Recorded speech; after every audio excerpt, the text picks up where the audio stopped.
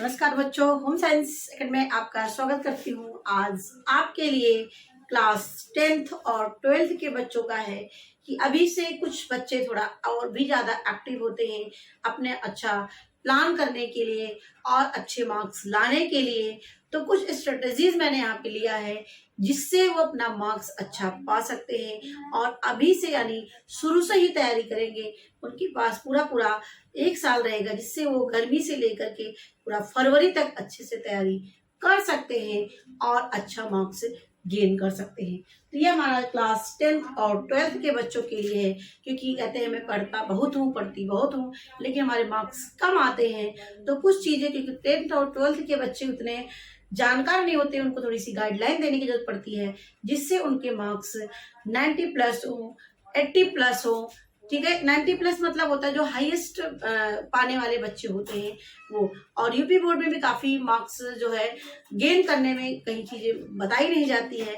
अगर कुछ चीजें उनको बताई जाए तो वो शुरू से ही अपना पा सकते हैं। तो ये सभी के लिए है ये वीडियो, जिससे सभी बच्चे इस पर ध्यान दें। पहला है पढ़ाई कैसे करें, यानी अब सोचते हैं कि हमारे पास सारे सिलेबस है, सारे विषय हैं, 6 विषय हैं, इनको कैसे पढ़ें कि हम अच्छा मार्क्स पाएं। तो सबसे पहले हम यहाँ पे बात रखते हैं सिलेबस। सिलेबस आपको है, सिलेबस आपके पास है, कितने चैप्टर हैं आपको पढ़ने हैं, आपको कहीं से नहीं देखना है कितने चैप्टर आपके साइंस के हैं, इतने मैथ के हैं, इतने होम साइंस के हैं और इतने। तो इससे क्या होगा, अपना सिलेबस आपने देख लिया, अपना चैप्टर आपने देख लिया, तो सीक्वेंस से देखिए आप पढ़ाई कर सकते हैं। जैसे आपके पास प्लेटफॉर्म, ऑनलाइन प्लेटफॉर्म भी है, यूट्यूब भी है, प्लस इसके साथ साथ दीक्षा ऐप भी है। क्या है? दीक्षा ऐप में आपको क्वेश्चन का आंसर भी आपको मिल जाएगा, कैसे लिखना है ये भी आपको मिल जाएगा, प्लस वीडियो भी वहां पर आपको मिल जाएगा, जो सरकार के माध्यम से ये ऐप चलाया जा रहा है, दीक्षा ऐप, जहां पर आपको सारी चीजें मिल जाएंगी। तो यहाँ से आप अपनी पढ़ाई कर सकते हैं। दूसरा पॉइंट यहाँ पे है, आप अपना टाइम टेबल बनाइए। ठीक है, टाइम टेबल यहाँ पे है कि हमें 6 विषय को टाइम देना है। जो सबसे ज्यादा टफ विषय है मैथ, साइंस, इनको आप ज्यादा टाइम दीजिए, क्योंकि इन पे आपका क्वेश्चन पे ज्यादा मतलब मेहनत करना पड़ता है इन पे। तो सबसे पहले आप मैथ पर, उसके बाद साइंस पर, उसके बाद सोशल साइंस पे, हिंदी, इंग्लिश और हिंदी पर, इस तरीके से एक सीक्वेंस में आपको ध्यान देना है। तो सबसे पहले किस पर ध्यान देंगे आप? जिसका मैथ हो, उसके बाद साइंस हो, उसके बाद आपका सोशल साइंस हो, फिर इसके बाद इंग्लिश और इसके बाद हिंदी। ठीक है, तो ये चीजें होती हैं। इस तरीके से आप एक टाइम टेबल बनाएंगे कि कितने कितने घंटे, जैसे 2 घंटे, 1 घंटे, 1.5 घंटे, इस तरीके से आधे घंटे, इस तरह से बांट लेंगे तो आप अपनी तैयारी कर सकते हैं। ठीक है, तीसरा पॉइंट यहाँ पे आता है लर्न। अब यहाँ पे हम लोग क्या करते हैं कि बच्चों की गलतियां क्या होती है कि लर्न तो करते हैं लेकिन रिवीजन करते नहीं। सबसे बड़ा माइनस पॉइंट होता है, लर्न तो करते हैं लेकिन रिवीजन नहीं करते हैं। तो सबसे पहले जानिए कि अगर हम जितना पढ़ रहे हैं उतना ही टाइम हमें रिवीजन पर भी देना है। यदि इस चैप्टर को आज मैंने पढ़ा तो उसको रिवीजन आपको जैसे 2 दिन बाद, 1 हफ्ते बाद, 15 दिन बाद, यानी उसी चैप्टर को आप वीकली, मंथली और क्वार्टरली, इस तरीके से आप जो है बांट लेंगे और इसके बाद अपना जो है तैयारी कर सकते हैं। ठीक है, तो सबसे पहले हम लर्न करेंगे और उसके बाद रिवीजन करेंगे। रिवीजन पे हमें ध्यान देना, जितने भी चैप्टर आप पढ़ेंगे उसके बाद हम जो है जितना भी हम पढ़ेंगे उतना हम क्या करेंगे, रिवीजन भी करेंगे। रिवीजन पर भी ध्यान देना है, क्योंकि हम अगर पढ़ लेते हैं, अगर उसको रिवीजन नहीं करेंगे फिर उतना मुझे टाइम लग जाएगा उस चैप्टर को पुनः पढ़ने के लिए। इसीलिए लर्न के साथ आप रिवीजन करेंगे तभी आप अच्छा मार्क्स गेन कर सकते हैं। नहीं तो एग्जाम टाइम सोचेंगे हमें पढ़ लिए हैं और रिवीजन हम बाद में करेंगे तो फिर हो नहीं पाता है, सारी चीजें भूलती जाती हैं, पुनः आपको फिर से पढ़ना पड़ता है। और रिवीजन के साथ साथ यहाँ पे अपना आप एक नोट्स, पर्सनल नोट्स तैयार करेंगे कि आप किस टॉपिक को कैसे पढ़ते हैं, किस टॉपिक को कैसे आप समझते हैं। एक आपका विद्यालय का नोट्स होता है और एक आपका पर्सनल नोट्स होता है। पर्सनल नोट्स में आपको क्रिएटिव तरीके से उसमें लिख सकते हैं, उसको हाईलाइट कर सकते हैं और इसमें एक शॉर्ट में लिख सकते हैं कि इस पॉइंट को इस तरीके से करना है। तो ये सब तरीके होते हैं जिससे आप जो है अच्छा गेन कर सकते हैं मार्क्स को। तो ये चीजें हमें पढ़ाई कैसे करना है, ये तो हो गया।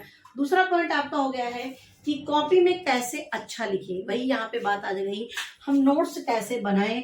यदि हम अपना पर्सनल नोट्स बनाते हैं, व्यक्तिगत नोट्स अपना बनाते हैं, तो हम कैसे उसमें अच्छा लिखें जिससे हम परीक्षा के टाइम भी अच्छा लिखें। तो पहला पॉइंट यहाँ पे आता है डायग्राम। क्या है यहाँ पे पहला पॉइंट आपका आता है डायग्राम। अब हम कोई चीज को दिखाना चाह रहे हैं तो डायग्राम का प्रभाव एग्जामिनर यानी जो कॉपी चेक करता है उस पर बहुत ज्यादा प्रभाव पड़ता है। तो आपकी कॉपी आपकी कम से कम बहुत अच्छे तरीके से, मैनर तरीके से होना चाहिए। जैसे आपने कोई टॉपिक ले लिया, जैसे सेल ले लिया, आप सेल किसे कहते हैं, सेल क्या होता है, तो पहले आप सेल के बारे में बताएंगे। सेल कितने प्रकार के, इसकी डिफिनीशन आपने बताया। फिर इसके टाइप्स में और एक चीज और याद रखना, कोई भी हम टॉपिक लिखें उसके हेड उसको हमें जो है ब्लैक और ब्लू पेन का यूज करें। इसमें जो भी टॉपिक लिखे वहां पर हेडिंग डालें। हेडिंग डालने यानी हेडिंग आपकी कहाँ पढ़नी चाहिए, बीच में पढ़नी चाहिए। इससे ज्यादा हाईलाइट होती है कॉपी। और बीच में लिखने के बाद और जितने भी आप जो है हेडिंग डालेंगे सब कहाँ पे डालेंगे, बीच में डालेंगे और अंडरलाइन कर दें। इसके बाद उसके बारे में सीक्वेंस से लिखते जाएं। और जो भी क्वेश्चन लिखें उसमें अच्छी चीजें उसमें मिलती है आपको, किसी का नाम दिया गया हो, डिफिनीशन है या किसी का कोटेशन है, किसी की कही गई बातें हुई, तो उनको क्या करें बीच बीच में आप अंडर लाइन कर देंगे, जिससे जो एग्जामिनर होता है वो अपनी कॉपी को अच्छे तरीके से क्या कर सके, चेक आपकी कॉपी अच्छा हो और उस पर प्रभाव ज्यादा से ज्यादा पड़े। ठीक है, उस पर प्रभाव किसका, ज्यादा से ज्यादा एग्जामिनर का प्रभाव उस पर पड़े।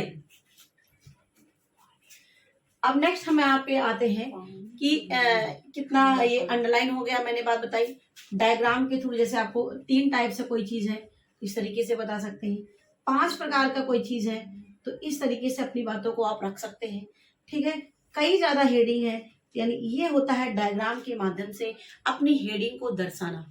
ये अगर आपने अपने एग्जाम में करते हैं तो ये बहुत ही प्लस पॉइंट होता है अच्छा मार्क्स गेन करने का। ठीक है, तो नेक्स्ट हमारा हो गया हेडिंग। मैंने आपको हेडिंग बताया। अब अंडरलाइन मैंने बता दिया, अंडरलाइन आप क्या करेंगे। और राइटिंग, आप बहुत अच्छा है, टैलेंटेड है, यदि आपकी राइटिंग अच्छी नहीं है, एग्जामिनर की समझ में आपकी राइटिंग नहीं आती है, तो आप कितना भी अच्छा लिखें आपको मार्क्स पूरा नहीं मिलने वाला है। क्योंकि वो उसका कॉपी चेक करने की मेंटालिटी निर्भर करती है कि आपकी कॉपी देखने में अच्छी है, एक बार में पसंद आ गई, हाँ तो आपको मार्क्स पूरा मिलता जाएगा। अगर उसको कॉपी एक बार में अच्छी नहीं लगी, आपने हौच पौच करके लिखा है, एकदम समझ में नहीं आ रहा है क्या लिखा है, तो आपको मार्क्स नहीं मिलने वाला है। कितना भी अच्छा आप लिखें आप माइनस में जाएंगे। इसीलिए अपनी राइटिंग पर ध्यान दें। तो इन बातों को याद रखना, हमें डायग्राम बना करके अपनी बातों को लिखना है। हेडिंग कहीं पे हो तो हेडिंग बीच में लिखना है और अंडरलाइन करना है। अंडरलाइन करना है, बीच बीच में कोई अच्छे पॉइंट आपके आते हैं, किसी की कही गई बातें हो, कोटेशन हो, तो इन सबको क्या करें, अंडरलाइन कर दें। ठीक है, राइटिंग हमें अच्छी राइटिंग में लिखना चाहिए। तो इतने पॉइंट आपके हो गए कि हम कॉपी में कैसे अच्छा लिखें। तो ये आप बोर्ड टाइम में नहीं कर सकते हैं, ये अभी से आप आदत डालेंगे तब आपकी कॉपी अच्छी मानी जाएगी, आप अच्छे से परफेक्ट हो जाएंगे।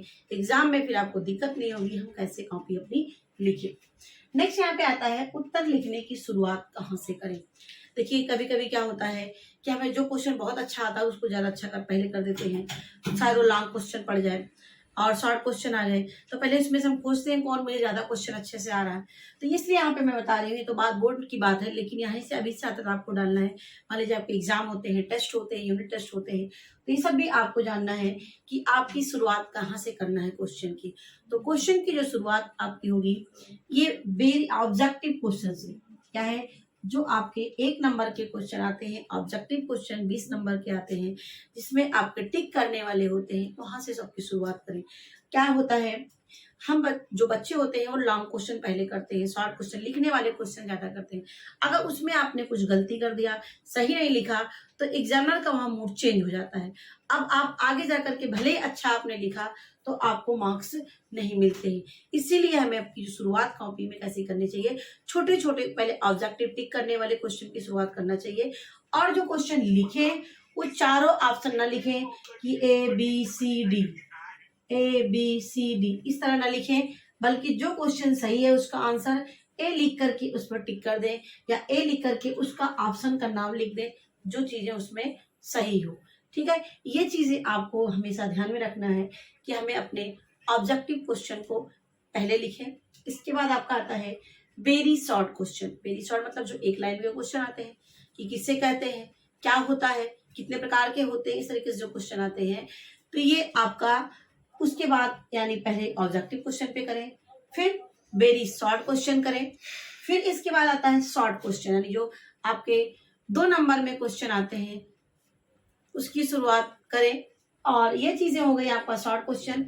फिर आपका आता है लॉन्ग क्वेश्चन। शॉर्ट मतलब क्वेश्चन हो गया, लॉन्ग क्वेश्चन यदि आप करते हैं थोड़ा बहुत यदि आपका गलत भी रहेगा तब भी आपको मार्क्स पूरे मिलेंगे, क्योंकि आपने पहले से ही अपनी इमेज एग्जामिनर के सामने अच्छा बना लिया है कि ये बच्चा टैलेंटेड है, ये बच्चा अच्छा लिख रहा है। तो इससे क्या होगा कि आपको पूरा पूरा जो है मार्क्स मिलेगा लॉन्ग क्वेश्चन में भी, क्योंकि आप प्लस में हैं। यहाँ भी आपने सही किया, फिर शॉर्ट में भी सही किया, शॉर्ट में भी सही किया, लॉन्ग क्वेश्चन थोड़ा कम ही लिखा तब भी राइट वहां पे, तब भी आपको मार्क्स पूरा मिलेगा। तो ये चीजें हैं आपका सीक्वेंस कॉपी में लिखने का। कॉपी कैसे चेक होती है, हाँ एक बात बहुत जरूरी है कि हम लोग सोचते हैं कि पढ़ पढ़ के कॉपी मतलब मोस्टली जाना जाता है जो हमारी कॉपियां चेक होती हैं वो कॉपी मतलब कि लाइन बाय लाइन नहीं पढ़ी जाती है।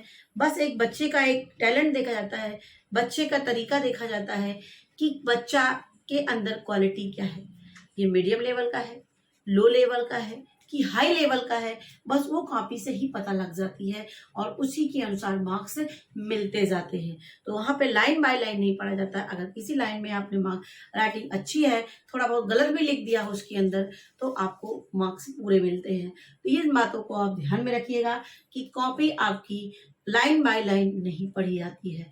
ठीक है, और आपका लिखने का सीक्वेंस ये होगा तो आपको मार्क्स अच्छा मिलेगा।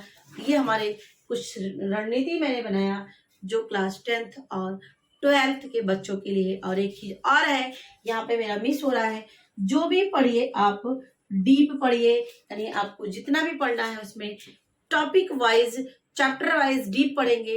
यदि आपको क्वेश्चन में अगर उस क्वेश्चन को आपने रटा नहीं, याद नहीं किया, तो वो क्या होगा, यदि आपने उस चैप्टर को पढ़ा है, समझा है, तब भी उसके बारे में आप लिख सकते हैं। तो ये हमारे वीडियो जिसमें मैंने आपको बताया कि एक अच्छी रणनीति बना करके मार्क्स कैसे अच्छा गेन कर सकते हैं। तो ये आशा करती हूँ आपको अच्छे लगे होगी। और इसके बाद हमारी वीडियो देखने के बाद आपको कैसा लगा और इसमें आपका हम और कर सकते हैं वो मेरे कमेंट में जरूर बताइएगा। मेरी वीडियो देखने के लिए आपको बहुत बहुत धन्यवाद।